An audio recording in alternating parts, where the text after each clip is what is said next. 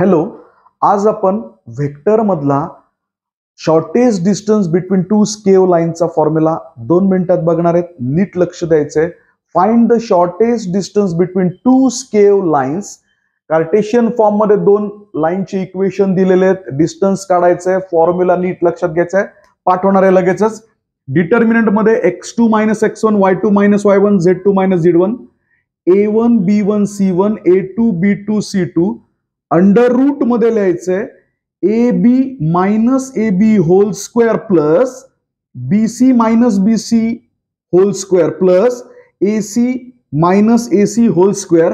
इथं लिहायचंय 1 2 2 1 1 2 2 1 1 2 2 1. हा फॉर्म्युला क्लिअर झालेला आहे. To find the shortest distance between two scale lines. Cartesian form मध्ये दिलाय, त्याच्याऐवजी वेक्टर फॉर्म मध्ये दिलं असतं तर कसं कन्वर्ट केलं असतं. दोन्ही एक इक्वेशन एक्झाम्पल म्हणून घेतलं. लक्ष द्यायचंय. R bar is equals to मला हे वेक्टर इक्वेशन दिलेलं आहे. त्याच्यामधलं हे आपल्याला x1 y1 z1 देणार आहे. म्हणजे 1 2 3 मी इथं लिहिणार आहे 1 2 3.